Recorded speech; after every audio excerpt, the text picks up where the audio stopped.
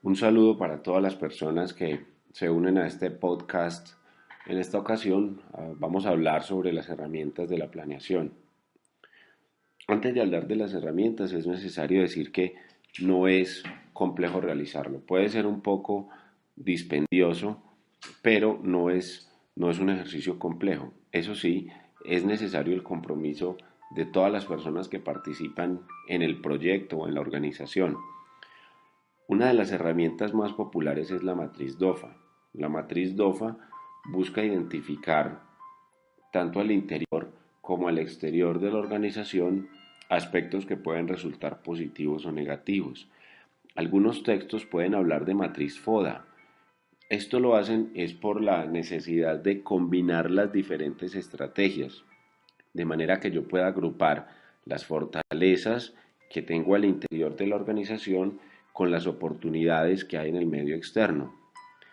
Por otro lado, identificar mis debilidades como empresa, proyecto o como organización y las amenazas, que son situaciones que pueden ser adversas, las cuales no son controlables por parte de la empresa. Lo importante no es tener la matriz, lo importante es identificar las fortalezas, oportunidades, debilidades y amenazas y mezclarlas para poder determinar cuál es la estrategia que va a seguir la organización. Poder llevar esas estrategias a la práctica, al día a día de las empresas y de las organizaciones. Otra herramienta muy práctica es el enfoque del marco lógico a través del árbol de problemas. El árbol de problemas, después de formulado, se convierte en un árbol de objetivos. Es necesario mencionar que en la matriz del marco lógico el primer paso es identificar o un problema o una oportunidad o una necesidad. Después pasar a las causas que irían en la raíz del árbol o en la parte inferior y después pasar a formular los efectos o las consecuencias. La necesidad se debe expresar como la carencia de un bien o de un servicio. Las causas deben estar agrupadas, ya sea porque ese bien o servicio está ausente o porque ese bien o ese servicio tiene problemas de calidad. O debe manifestarse también como un servicio ineficiente, ya sea porque es costoso o porque tiene una cobertura insuficiente. Las consecuencias o los efectos es lo que ocurre si se sigue presentando el problema, si no se cubre la necesidad o si se deja pasar la oportunidad. Después del árbol de problemas, ese árbol se convierte en un árbol de objetivos. ¿Cómo lo convertimos en un árbol de objetivos? Entonces, el problema pasa a convertirse en un antiproblema. Se formula, se escribe de manera positiva.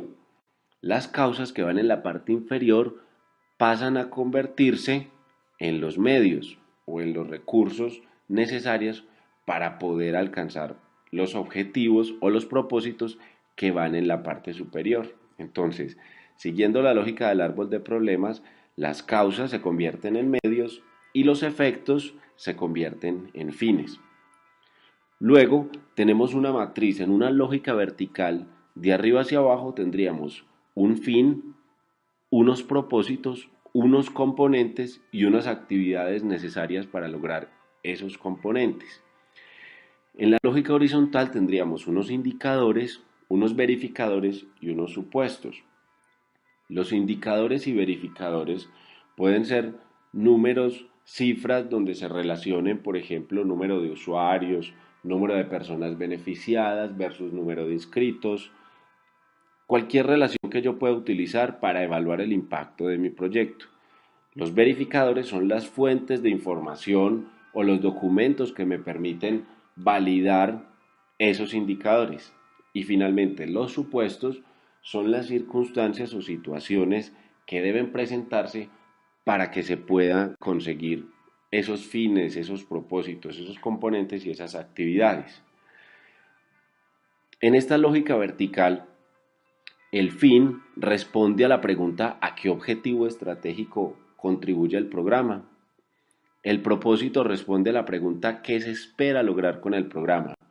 Los componentes responde a la pregunta qué bienes y servicios se esperan lograr con el programa, mientras las actividades responden a la pregunta cómo se producirán esos componentes. Otras metodologías un poco más complejas para realizar planeación se encuentran en el documento de Michael Godet llamado La Caja de Herramientas de la Prospectiva Estratégica. Allí van a encontrar el método de escenarios, talleres de prospectiva estratégica, el diagnóstico y el análisis estratégico, análisis estructural, método Mactor, análisis morfológico, método Delphi, el abaco de Ranier o la matriz de impactos cruzados. Esto para mencionar algunos. La prospectiva es una disciplina que ha logrado avanzar donde se han hecho ejercicios muy interesantes a nivel de territorios o a nivel de multinacionales grandes como Shell, Coca-Cola, Epson, entre otras.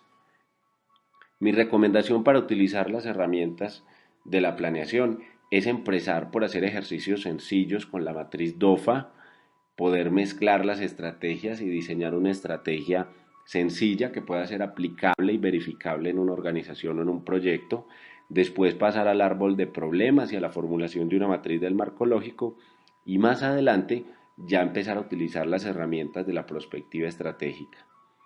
Muchas gracias por este tiempo que sacan para compartir sobre las herramientas de planeación y otros temas en materia de deporte, recreación y actividad física. Mi nombre es Mauricio Hernández, mi cuenta en Twitter es @mauroh06.